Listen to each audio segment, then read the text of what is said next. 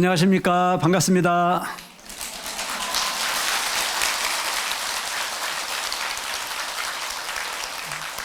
오늘 BTN 시청자 여러분 그리고 대성사 신대님들은 두 번째 시간을 갖습니다. 먼저 시간에 설명드렸던 지범 개차에 대한 부분이 설명을 이어가도록 하겠습니다. 부처님이 가르침 계율이라고 하는 부분은 반드시 지켜야 되는 부분이 맞긴 하나, 계율이라는 자체는 모든 사람들을 이익되게 하는 부분이 장래의 가르침이 부처님이 계율이 아닐까 싶은 생각을 합니다.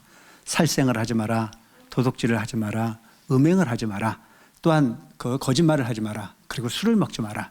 이것 자체는 바로 나도 좋고 너도 좋을 수 있는 것 자체가 부처님 가르침이 계율이라는 점을 생각한다면, 계율에는 뭐가 필요하냐? 융통성이라는 게 참 필요하다라고 하는 생각이 들지 않습니까? 그렇죠? 근데 많은 사람들은 불교를 이해하지 못하는 사람들을 이 부분을 엉뚱하게 해석하는 경우들이 무척 많습니다. 소위 산목숨을 죽이지 마라라고 하더니 어떻게 생선을 먹을 수 있냐, 어떻게 육식을 할 수 있냐, 이렇게 접근해 오는 분들이 많습니다. 아니, 그렇지 않습니다.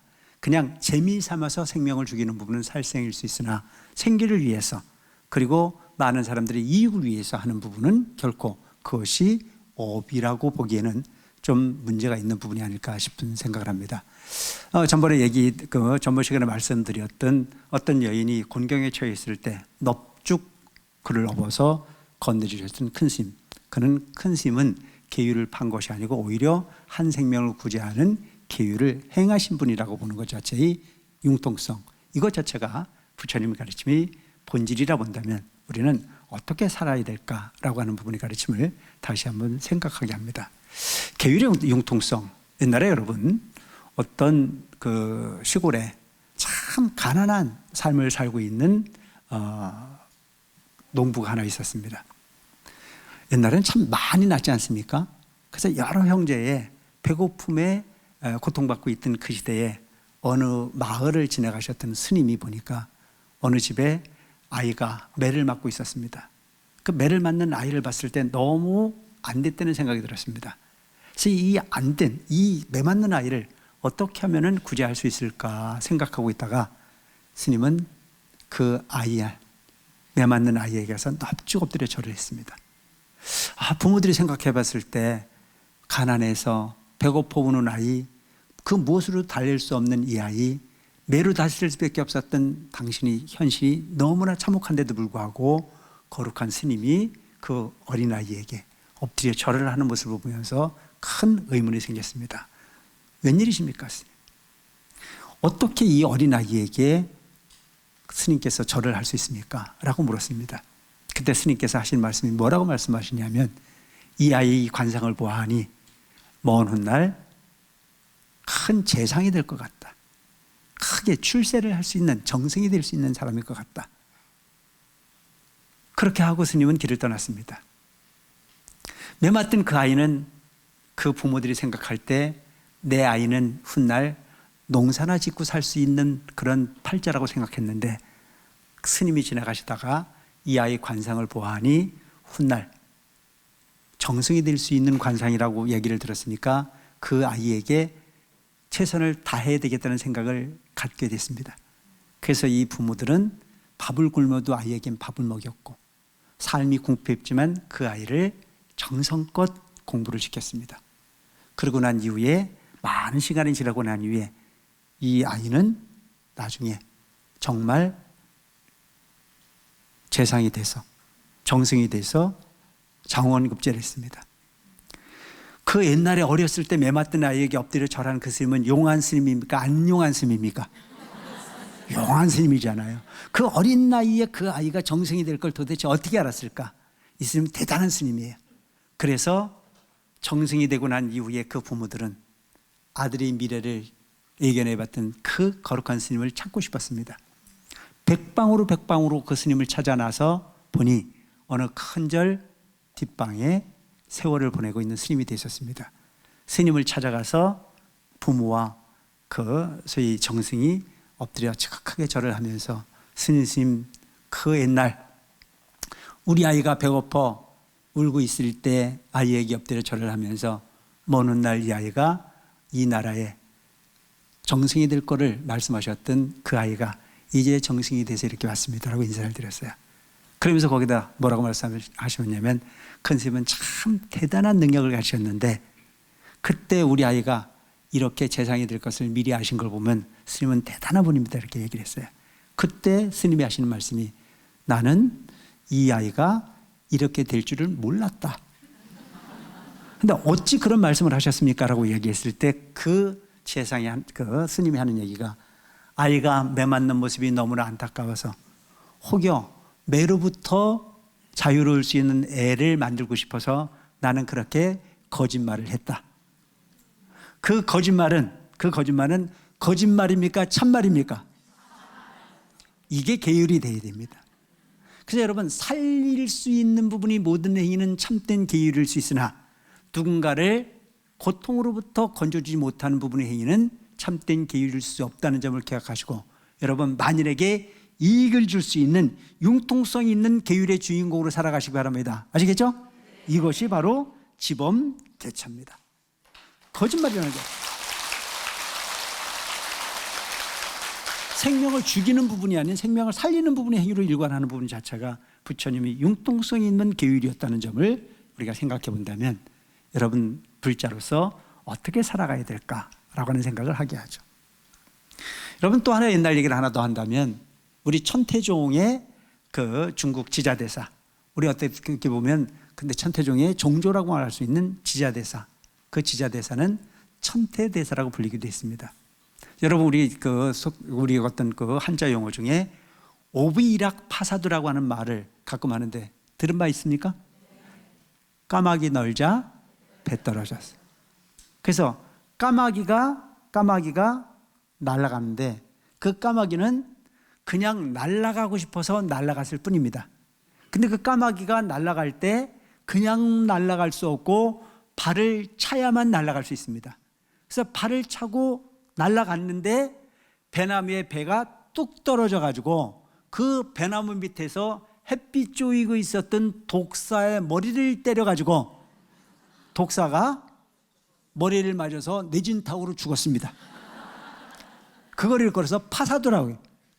오비락 파사두라. 그래서 그 독사가 그렇게 배에 맞아 죽어가면서 그냥 죽었을까요? 이갈고 죽었을까요? 그럼 오늘 우리가 이 세상을 사는 모습을 보면 누군가에게 잘못하고 싶어 하는 게 아니고 우연히 했는데도 불구하고 피해를 주는 경우들이 가끔 생겨야 안 생겨요? 생긴다는 거죠. 그런 경우가 너무 많아요. 어떤 경우가 있냐면, 누군가가 길을 가는데 그 길을 가는 분이 너무 안 됐어 가지고 태워줬을 뿐이에요. 그래서 태워주고 갔는데 갑자기 교통사고가 나가지고 그가 피해를 입는다면 태워준 사람의 잘못입니까? 그런데도 불구하고 그 차를 얻어 탄 사람은 태워준 사람을 원망하는 경우가 가끔 있어요, 없어요? 있잖아요. 근데 좋은 것만 보면 되는데도 불구하고 그 좋은 부분의 행위가 나쁜 결과로 나타나는 경우가 있다면 그때부터 왼수가 되거나 적이 되는 그런 경우들을 많이 본다면, 여기서 이야기하고 있는 오비락 파사두와 맥을 같이 하는 일들이 많이 우리에게는 존재하고 있다는 얘기입니다. 그래서 그 뱀이, 그 독사가 머리에 뇌진탕이 돼서 머리를 다쳐서 죽는데 죽어가면서 이를 갈고 죽었어요. 그래서 그렇게 죽은 뱀이 뭐가 되냐면 멧돼지가 됩니다. 그리고 그때 그렇게 날아가다가 살다 죽어서 그 까마귀가 죽었는데 그 까마귀가 뭐가 되냐면 꿩이 됩니다. 그래서 꿩이 돼가지고 덤불 밑에서 알을 낳아가지고 알을 품고 있었는데, 멧돼지가 저 산 위에서 chí뿌리 캐먹다가 바위를 굴려가지고 그 바위가 굴러와서 꿩의 머리를 쳐서 죽였어요. 그래서 꿩이 죽을 때 그냥 죽었을까요? 이 갈고 죽었을까요? 그게 또 이 갈고 죽었어요. 죽고 난 다음에 그 꿩이 죽어가지고 뭐가 되냐면 사냥꾼이 됐어요. 그 사냥꾼이 돼가지고 멧돼지 사냥을 갔어요. 멧돼지 사냥을 가서 멧돼지를 딱 쏠려고 그러는데 멧돼지가 휙 도망을 갔어요. 그때 지자대사가 지관 참선에 가만히 앉아 있다 보니까 이 까마귀가 날아가고 독사 머리를 쳐서 죽고 독사가 죽어서 멧돼지가 되고 까마귀가 죽어서 사냥꾼이 되고 이 악순환이 반복되는 모습을 보면서 사냥꾼을 불러서 그 이야기를 해줍니다.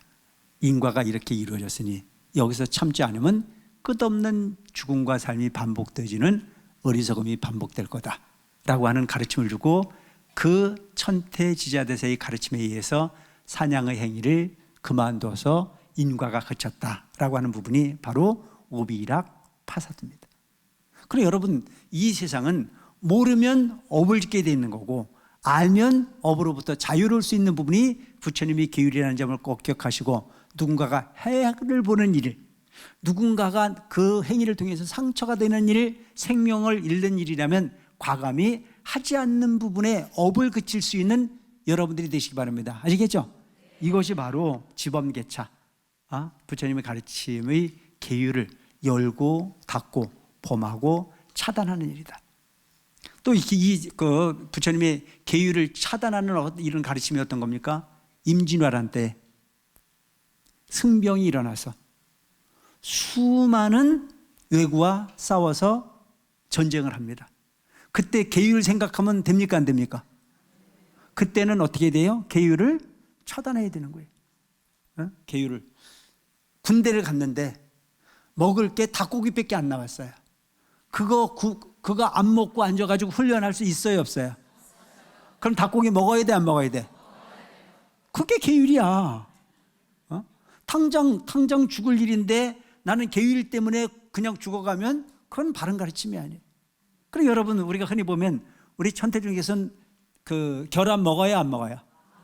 안 먹죠. 안 먹는데 어떤 사람은 안 먹어도 되는 건데 골라 먹는 거예요. 그러면서 계율을 이야기하면 됩니까, 안 됩니까? 안 되는 거예요.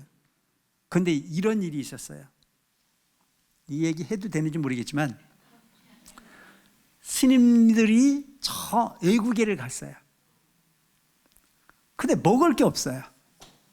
근데 그곳에는 꼭 보면 결안 외에는 먹을 게 없었어요. 그러니까 어떤 사람이 하도 배가 고프니까 먹어도 되냐 그러니까 배고파 죽을 것 같으면 먹으라 그러더라고요. 그 여러분, 가장 중요한 부분은 사는 게 먼저입니다. 아시겠죠? 사는 게 먼저예요. 그런데 대개 보면 안 먹어도 되는 부분을 약으로 먹는다고 그렇게 소위 합리화시키거나 그렇게 하는 부분은 잘못된 법이니 꼭 불가피한 부분이 아니거든 반드시 지키지만, 그렇지 않다면 여러분들이 융통성이 있는 대중을 위한 일로, 너를 살릴 수 있는 일로 융통성을 발휘를 하는 부분이 바로 지범개차다. 다만 금구성원이언정, 금구성원에 의지할지언정. 여기서 금구성원이라는 자체는 뭐냐면 부처님의 말씀이세요. 부처님의 말씀을 금구라고 합니다. 왜 부처님의 말씀을 금구라고 했을까요? 우리 말은 진실하지가 않아요. 오늘 진실이 내일 거짓일 수도 있고, 오늘 거짓이 내일 진실이 되는 경우가 있어요. 그래서 소가 뒷걸음질하다가 쥐를 잡아야 안 잡아요? 그럼 소가 뒷걸음질하다 쥐를 잡았으면 실력이 있는 겁니까, 실력이 없는 겁니까? 안 헷갈리세요? 소가 뒷걸음질하다 쥐 잡은 건요, 소가 실력이 있는 게 아니에요. 그냥 우연히 맞아 떨어졌을 뿐입니다. 여러분들이 가끔 보면 내가 그 사람에게 좋게 해주려고 한 게 아닌데도 불구하고 좋게 되는 경우가 있어, 없어? 그걸 가지고 복을 지었다고 생각하면 돼야 안 돼요? 그런데 그렇게 생각해야 안 해요? 그렇게 생각하면 안 돼. 본인이 좋게 하려고 한 게 아니고 나쁘게 하려고 했는데도 좋은 결과가 오는 경우가 있고, 좋게 해주려고 했는데도 나쁘게 오는 경우가 있잖아요. 좋게 해주려고 했는데 나쁘게 와서도 그건 크게 업이 안 돼요. 좋게 해주려고 했던 그 마음 자체가 공덕이 된다는 사실은 기억할 필요가 있습니다. 아시겠죠? 그런데 나쁘게 하려고 했는데 좋게 됐는데 복이 될까요? 그럼 절대 복이 안 돼. 그러니까 본질은 뭐예요? 행동도 중요하지만 그의 마음이 중요하다. 여기서 얘기하고 있는 부처님의 말씀은 거짓이 없어. 2500년 전에 하신 말씀도 딱 맞아떨어져. 앞으로 그 말씀이 수천 년이 시간이 지내도 그 말씀은 변함이 없어. 그래서 그 부처님 말씀은 변함이 없는 있는 그대로의 진실한 말씀이기 때문에 금구 성원이 되는 겁니다. 그래서 부처님을 표현할 때 앞에 부처님은 뭐를 하고 계세요? 금치를 하고 계세요. 왜 허구많은 표현을 다두고 금으로써 부처님을 표현하셨을까? 부처님은 거짓이 없는 진실만을 말씀하시는, 있는 그대로의 세상을 말씀하시는 분이기 때문에 바로 금으로 표현하는 겁니다. 이해되십니까? 이 세상의 모든 보석은, 모든 부분은 다 변합니다. 그런데 금은 성품이 변하지가 않아요. 그래서 금구성원입니다. 그래서 부처님의 말씀을 의지할, 딴 말 듣지 말아요. 여러분들 절에 오셔서도 보면 스님 말만 들으면 되는데 꼭 옆에 사람 말을 듣는 거예요. 또 옆에 사람이 아는 소리를 해요. 그래서 여기 와서 보면 공부하고 기도하고를 가르치는데 옆에 누군가가 앉아가지고 뭐라고 그러는지 귓속말로 저 스님 말고 훨씬 용한 데가 있어. 한번 가볼래?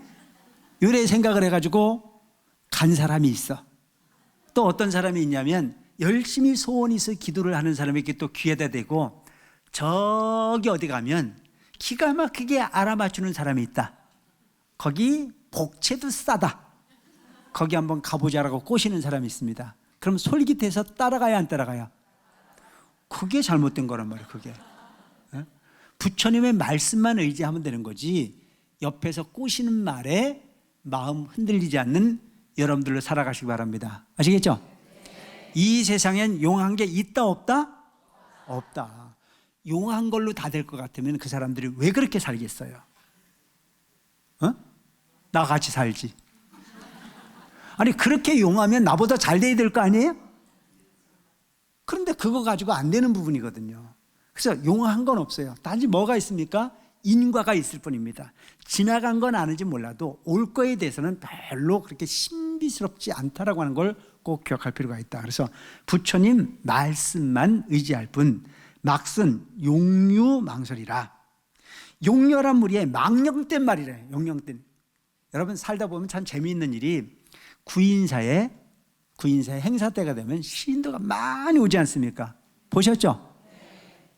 지금은 그래도 구인사가 많이 여유로워졌는데 옛날에는요 신발 찾는 일이 보통 일이 아니었어요. 신발 찾는 일이 보통 일이 아니었고 들어가면 서로 앉을 자리 찾느냐고 정말 전쟁과 다름없는 그런 시간을 보냈던 과거가 있었고 요즘같이 여름날에는 그냥 종각이고 어디고 그냥 비만 그치면 비만 피할 수 있으면 다 명당 중에 명당으로 친했던 것이 바로 구인사입니다.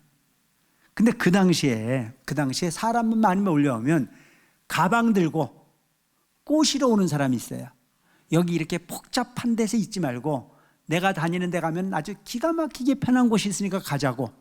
그래서 그 용렬한 사람을 따라간 사람이 가가지고 아직도 못 오는 사람들이 많아. 그게 막순 망유용설이에요. 그게 용렬한 무리의 말을 듣고 가는데 여러분 욕심 많은 사람은요 거저되는 걸 찾아요. 그런데 지혜로운 사람은 절대 거저되는 부분은 없다고 생각합니다.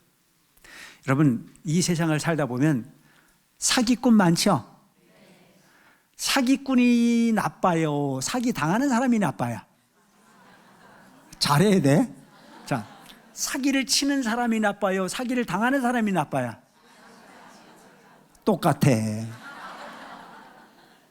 사기를 치는 사람은 의도적으로 치는 거고 사기를 당하는 사람은 대부분이 적은 부분으로 많은 걸 얻겠다는 욕심이 거기에 가미되기 때문에 거기에 사기를 당합니다. 그냥 세상의 흐름만큼만 살면 아무 문제가 없습니다. 이자 요즘에 2.5%에서 3% 주잖아요. 그래요? 에? 더 올랐어요? 들었어. 2.5%에서 3% 정도 주면 거기에 제대로 된 은행을 통해서 금리 확인하고 놓으면 되는데 10% 준다, 15% 준다, 그것도 선이자 준다. 그러니까 갔다가 처음에는 남는 돈만 갖다 맡겼다가 15% 이자가 따박따박 들어오니까 아, 요거 안 되겠다. 없는 거 있는 거 다 끌어다가 버야 되겠다. 그래서 집도 팔고 대출도 내고 그래가지고 다 갖다 줬더니 따박따박 주던 이자가 어디로 가버리고 원금까지 가지고 튀어버리는 경우가 많아. 그러니까 그렇게 해놓고 그것을 누굴 원망하냐면 부처님 원망을 하는 거라. 세상에 부처님이 이 금쪽 같은 돈을 띄어먹게 어떻게 그냥 이럴 수 있냐. 이게 꿈에라도 나타나서 막았어야 되는 거지. 그러니까 지 양심 없어진 건 생각도 안 하고 부처님 원망만 하고 사는 사람들이 이렇게 많아요. 그래서 여러분들이 마음에 삿된 마음 들어오는 부분을 잘 경계하고 사시는 여러분들 되시기 바랍니다. 아시겠죠? 뭐를 따라야 돼요? 세상의 흐름을 따르세요. 거기서 특별한 부분이 있다고 하는 생각은 절대 하지 않는 것이 좋습니다. 그냥 거저해 준다라고 말하는 것은 거기에 분명히 문제가 있다는 생각을 항상 하고 사시는 여러분들이 됐으면 좋겠다. 기도를 안 하고 될 수 있는 부분이 뭐예요? 기도를 안 하고, 여러분 기도해 보니까 힘들어 안 힘들어? 힘들잖아요. 기도 안 하고 거저 이루어지는 데가 어디예요? 그려주는 데. 근데 그건 안 되는 일이거든요. 그래서 여러분 반드시 업이 있으면 업을 녹여야 되는 거고, 어리석음이 있으면 지혜로울 수 있도록 노력하는 여러분들이 되시기 바랍니다. 아시겠죠? 부처님의 가르침은 처음도 중간도 끝도 뭘 말씀하셨냐? 인과를 말씀하셨다. 원인이 없는 결과는 존재하지 않는다. 그래서 이렇게 용렬한 무리에 망령된 말을 따르지 마라 나와 있습니다. 따르지 말아야 돼. 근데 대부분은 용렬한 무리를 너무 잘 따라가요. 그러니까 따라가 놓고 나중에 다 망하고 난 다음에 와가지고 본인 스스로는 생각 안 하고 누군가를 원망하는 경우들이 무척 많아. 우리는 참 삶이 묘한 게 보면, 여러분들이 자녀분들이 보면 가끔 청소년기에 탈선을 하거나 사고를 치는 경우들이 있어요, 없어요? 그럴 수 있어요. 뭐 살다 보면 그럴 수도 있는 거죠. 그럼 그 잘못된 부분이 아까 얘기했듯이 참회로서 바꾸면 되는 부분이고 고치면 되는 부분이에요. 근데 여러분 대개 보면 그 아이들이 탈선을 하거나 사고를 치는 게 혼자 칩니까? 친구하고 함께 칩니까? 친구하고 함께 쳐요. 대부분이. 혼자 하는 경우는 별로 없어요. 그래서 두 놈이 잡혀가지고 경찰서를 갔어요. 부모님을 오라 그러고 가면 만나는 부모마다 하는 얘기가 뭔 얘기를 하는 줄 아세요? 우리 아이는 착한 아이라 이거예요. 원래 착한 아이인데 누구 때문에 이렇게 됐어요? 얘 때문에 그렇게 됐어요. 얘 때문에. 또 그 부모는 또 뭐라고 그래요? 그 부모도 뭐라고 그러냐면 우리 아이는 원래 착한 아이야. 근데 누구 때문에 그래 됐어? 너 때문에 그래 됐어. 그게 세상이라 이거예요. 여러분, 상대를 보지 말고 내 자신을 먼저 살필 줄 아는 삶을 반드시 선행하시기 바랍니다. 그러면 세상은 좀 더 고요해질 수 있습니다. 네 탓만 해가지고는 세상은 절대 바뀌질 않아요. 내 탓을 해야 돼요. 나의 모순을 드러내고 나의 모순을 고치려고 애쓰는 것 자체가 불기의 본질이라는 점을 기억할 필요가 있다. 기 출가하여. 이미 출가를 하였거든. 여러분 여기서 얘기하는 부분은 뭐냐면 출가한 스님만을 생각할 수도 있지만 여기서 보는 부분이 출가는 출가한 스님들만 가지고 이야기하는 부분이 아닌 우리 스스로도 한번 좀 생각할 필요가 있습니다. 그래서 출가라고 하는 자체는 뭘까? 출가가 뭐예요? 집 나오는 거예요. 네? 근데 이제 여기서 얘기하고 있는 출가는 진리의 문턱에 발을 들였냐 안 들였냐, 집 나온 출가가 아니고 어떻게 세속적 욕망과 괴리되어지는 부분이 삶의 환경 속에 인연을 가졌느냐 안 가졌느냐가 출가라고 볼 수가 있습니다. 그래서 이 출가는 몇 가지가 있느냐면 네 가지가 있어요. 첫째, 신출가라. 육신의 출가를 신출가라고 얘기합니다. 어떤 출가냐? 여러분들이 지금 이 자리에 육신은 와 있는데 마음은 어디가 있어요? 콩밭에. 여러분들의 마음이 집에 있는 우리 영감님이 퇴근을 할 때가 됐는데 내가 없다고 인상을 쓰고 있나 안 쓰고 있나? 요 생각을 하고 있으면 육신은 여기 와서 출가를 했지만 마음은 어디가 있어요? 집에 있어요. 이걸 읽어서 신출가라고 해요. 신출가. 육신은 출가를 했는데 마음은 세수가 있다. 두 번째는 뭐냐면 심출가라. 마음의 출가라. 집에서 지금 불가피하게 이 법회에 못 왔어요. 그래서 마음은 항상 절에 와 있어요. 설거지를 하면서도 부처님 생각, 집에서 일을 하면서도 부처님 생각, 스님 법문, 그냥 부처님의 계율, 어떻게 하면 공덕을 질까, 어떻게 하면 내 마음이 청정해질까, 어떻게 하면 부처님 가까이에 다가설까라고 하는 염려불망의 마음을 가지고 관세음보살을 부르고 있다면 이 부분을 읽어서 따라서 심출가. 심출가. 이게 심출가예요. 그 다음에 세 번째가 뭐냐면은 심신출가. 누구예요? 여러분들이에요. 여러분들이 지금 이 자리에 앉아서 스님 얘기에 귀를 기울이고, 그래 어떻게 하면 내 마음을 한번 바꿔볼까, 어떻게 하면 부처님 계율대로 한번 살아볼까, 어떻게 하면 부처님 말씀대로 이렇게 삶을 실행해 볼까, 그리고 그 행동과 그 마음과 모든 부분이 딱 떨어지면 이걸 읽어서 심신출가. 그 다음에 출가가 또 하나가 있는데 어떤 출가냐면 무출가. 어떤 거예요? 부처님 생각도 안 하는 사람이야. 맞잖아요. 그 거의 대부분의 생명이 거의 무출가자인데 여러분들은 어디에 포함하는 출가를 할 건지는 알아서 하시오. 가장 중요한 부분은 심신출가가 제대로 된 출가가 될 수 있다는 점을 기억하셔라. 물론 이 부분은 스님들에게 해당되어지는 이야기이긴 하나 여러분들도 여기에 포함하는 인생이 되고 안 되는 부분은 여러분들 스스로에게 달려있다. 염려불망 여러분 집에서도 계율을 생각하고 절에서도 계율을 생각하고 항상 관세음보살 입에 놓지 않고 내가 하는 말이 상대방에게 해가 될지 득이 될지를 깊이 있게 생각하고 그러다 보면 쓸데없는 말 할 시간이 있어요 없어요?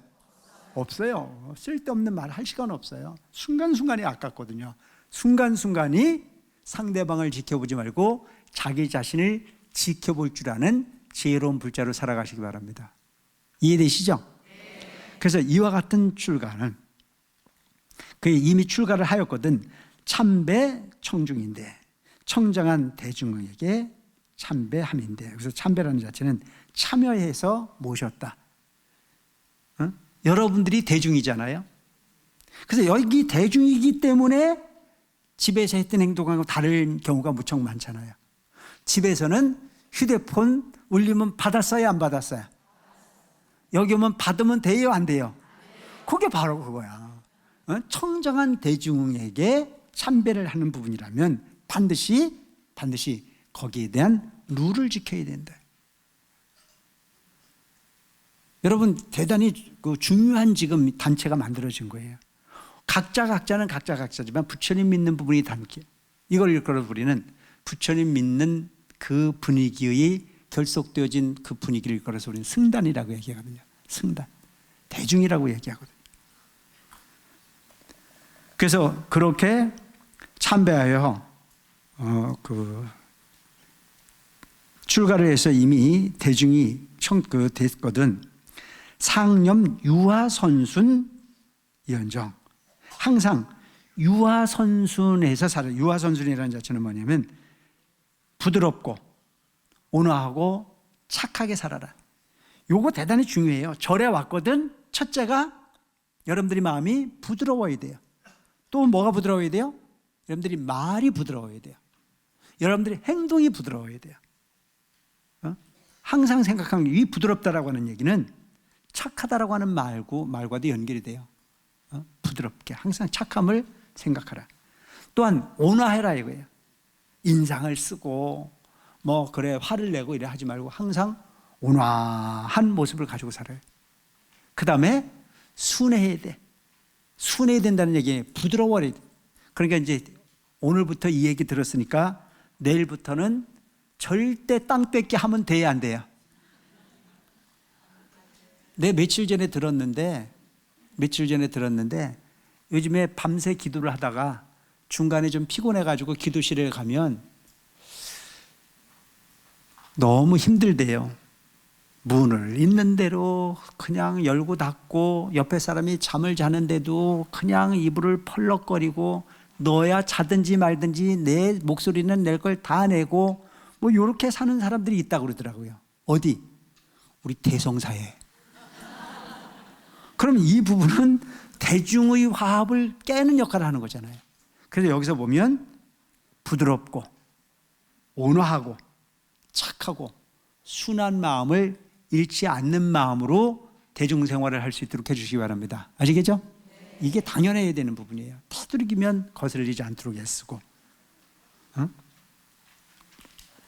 부득 아만공고니라. 실어금 아만을 내지 마라. 즉 나라고 하는 부분의 생각에 꽉 차다보고, 그리고 본인 스스로가 잘난 체 하는 마음을 갖지 마라. 잘났다는 생각을 하는 사람이 큰 소리를 칩니까? 못났다고 생각하는 사람이 큰 소리를 칩니까? 그게 문제야. 그래서 되도록이면 부드러워야 되는데도 불구하고 쓸데없이 액션이 크고, 쓸데없이 소리를 크게 내고, 쓸데없이 분위기를 험하게 하는 그런 경우들이 많이 있다. 그래서 절에서는 제일 중요한 게 아만을 내려놓는 게 제일 중요해. 너보다 내가 먼저 왔어. 너보다 내가 힘이 세. 내가 너보다 시주 많이 했어. 너보다 내가 잘났어. 이런 부분이 생각은 부처님이 가까이에 다가서는데 큰 저해가 된다는 점을 꼭 기억하실 필요가 있다. 그래서 여러분, 절에서는 아만을 공고히 하지 말고 하심을 바탕으로 세상을 살 필요가 있다. 여러분, 어디 큰 절에 가면 항상 큰 절 입구에 입차물례 막존지해다고 적어요. 입차물례 막존지해다. 이 얘기가 뭐냐면, 이 문 안에 들어오는 사람은 가지고 있는 아르마리를 내려놔라. 상식을 가지고는 부처님 가까이에 다가설 수가 없습니다.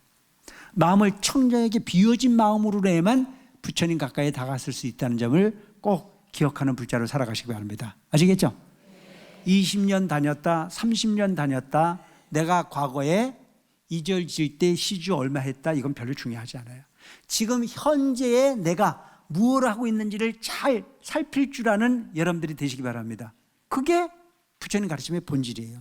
누가 먼저 들어왔느냐는 중요하지 않아요. 지금 현재 내가 가지고 있는 마음이 어떤 마음이냐가 훨씬 더 중요하다는 사실을 꼭 기억할 필요가 있어요.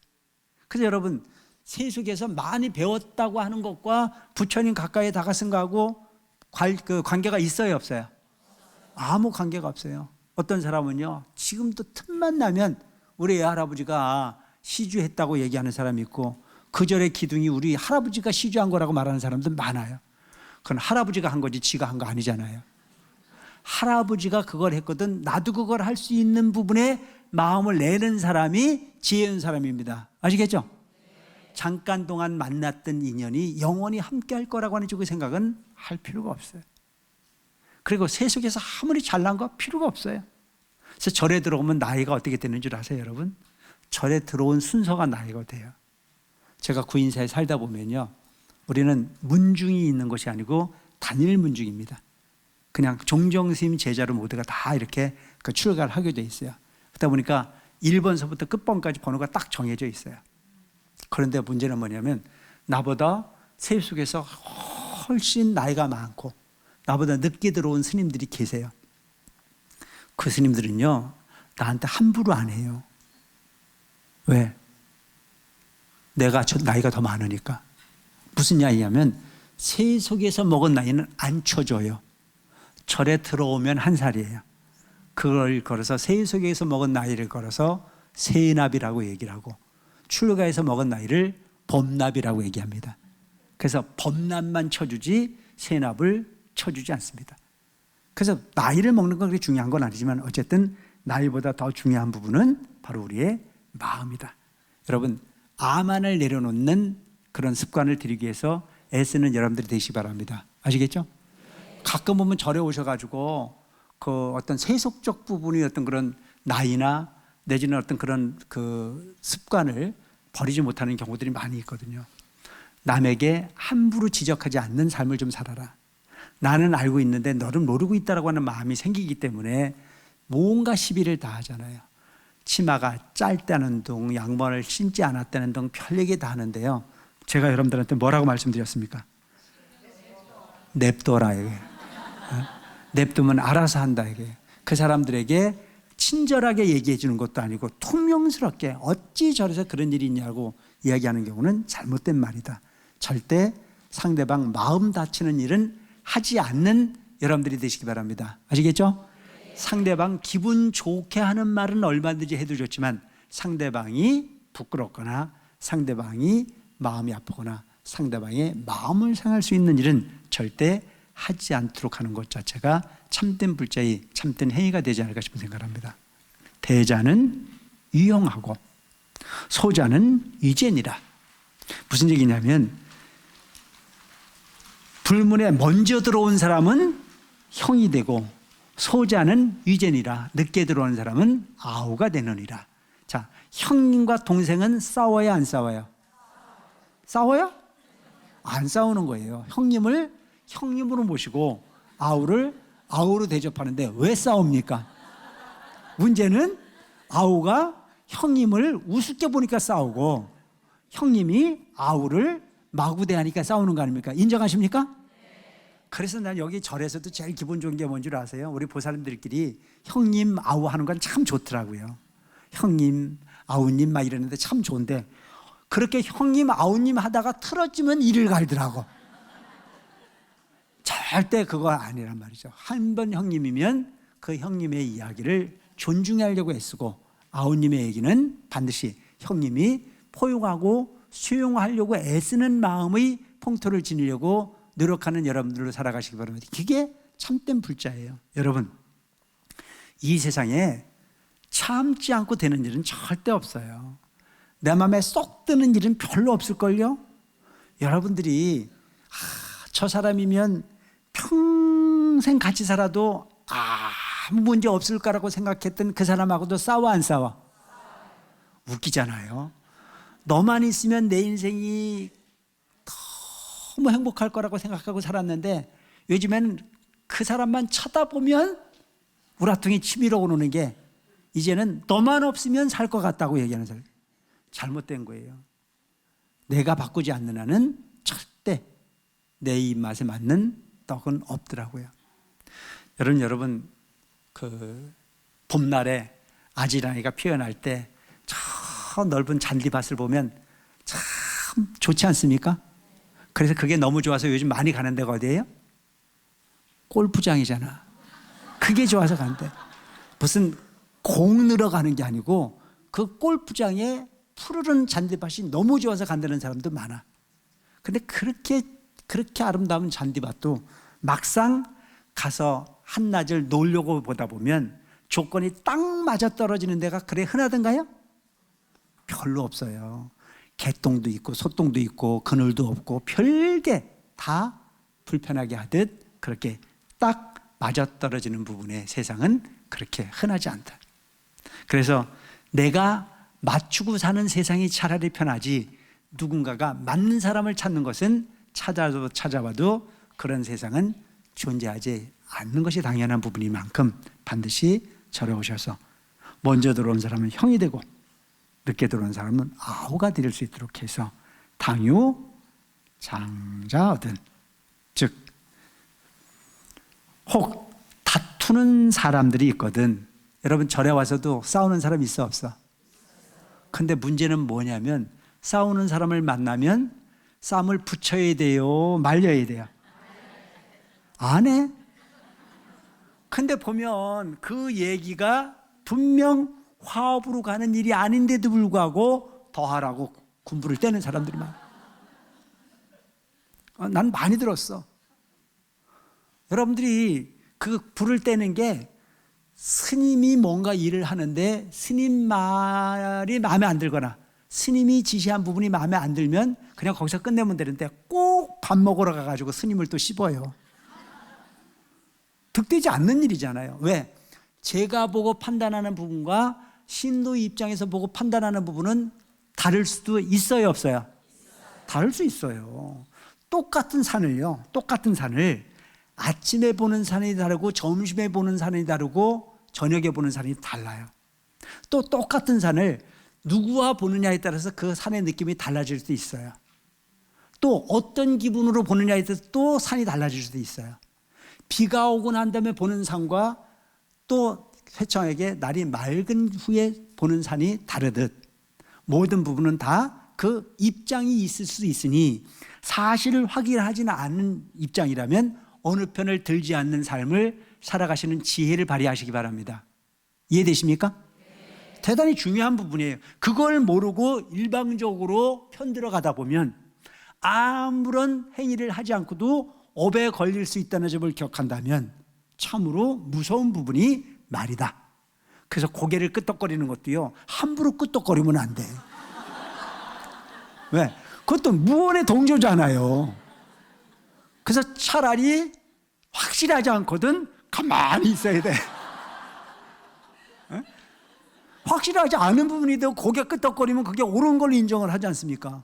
그럼 그 사람은 흥분해갖고 더 난리야. 그래서 함부로 흥분하지 않도록 하는 것도 대단한 지혜일 수 있다. 이해되시죠? 참 중요한 부분이에요. 잘못하면 공업중생일 수 있다. 아무 짓도 안 하고 업에 휘말릴 수 있어요. 아까 얘기했듯이 오비일학파사두야. 그냥 지는 날아갔을 뿐인데 배가 떨어졌고 그 배가 떨어져서 누군가는 맞아 죽었어. 무심코 던진 돌에 개구리는 맞아 죽을 수도 있어. 그런 살인에 동참하지 마라. 그게 살생이고 딴 게 살생이 아닌 거예요. 여러분, 대단히 중요한 부분이에요. 그래서 누군가가 서로 다투는 이가 있거든. 양설로 화합하라. 양설화합. 양쪽의 말을 다 들어보고 화합할 수 있는 화합점을 찾기 위해서 지혜를 발휘하는 여러분들이 되시기 바랍니다. 아시겠죠? 뭔 얘기예요? 흥정은 붙이고 싸움은 말려라. 이게 대단한 필요한 부분이라. 내가 가는 곳마다 화합이 있다면 그 사람이 관세음보살이에요. 근데 그 사람만 나타나면 쌈바구질을 해. 여기 가서 요 말하고 저기 가서 저 말하고. 그래서 그런 사람을 일컬어서 이러탁수라.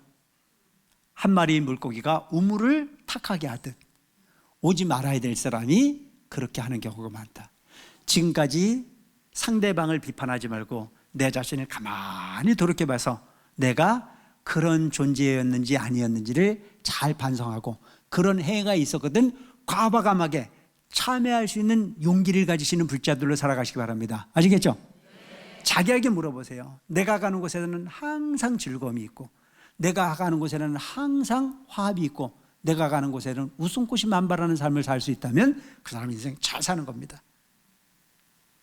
참 묘하죠. 여러분들 집에서도 보면 집안에 어떤 사람이 들어오느냐에 따라서 집안이 딱 흥망이 갈려지지 않습니까?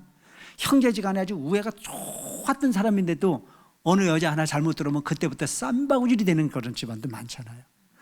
우리 대성사도 너무 아주 고요하고 모든 사람들이 참 좋은 신심을 갖고 사는데 어떤 사람이 와가지고 쏘삭거려가지고 기도고 뭐고 다 필요 없고 그냥 이 사람도 저 사람도 다 문제야. 심지어는요, 씹다 씹을 게 없으면 온갖 사람을 다 씹어. 공양조 씹죠, 주지스님 씹죠, 여직원 씹죠. 다 오징어야. 그렇게 해놓고도 본인은 공덕을 지었다는 생각을 한다면 그거야말로 너무나 불쌍한 사람 아닙니까? 여러분, 웬만하면요 그냥 다 믿어주시고 웬만하면 칭찬할 수 있도록 해주시기 바랍니다. 아시겠죠? 과일이 크네 적으네 골았네 안 골았네, 좀 고를 수도 있지 뭘 그래 여름날에. 그런 부분을 조금 이해하고 넘어갈 수 있는 부분으로, 예를 들어서 과일이 조금 맛이 없는 과일이 만들어졌거든. 주지 스님이 살림을 짜게 살아라 그래서 조금 싼 걸 샀나 보다, 이렇게 이해하고 가. 그 돈 떼어먹을 사람이 누가 있겠어요. 그래서 되도록이면 부정적 시각에 세상을 살지 말고 긍정적 시각의 주인공으로 살 수 있는 여러분들이 되시기 바랍니다. 아시겠죠? 그래서 항상 여러분들이 가는 곳에 관세음보살 같은 마음으로 화합의 중심으로 양설로서 모두를 편안하게 할 수 있는 삶을 살아간다면 그것만으로 불자로서 크나큰 공덕의 주인공으로 사는데 손색이 없을 거라고 생각합니다. 가다 보니까 시간이 다 갔습니다. 오늘은 여기까지 하겠습니다. 감사합니다. 행복하고 행복하다. 월도스님 지음. 좋은 사람을 만나면 행복하고 미운 사람을 만나면 불행합니다. 그럼 나 자신은 좋은 사람인지 생각해 보세요. 좋은 사람을 만나게 해달라고 기도하기보다는 내가 먼저 좋은 사람이 되기 위해서 노력하면 기도보다 훨씬 빨리 그 소원이 이루어질 거라고 생각합니다.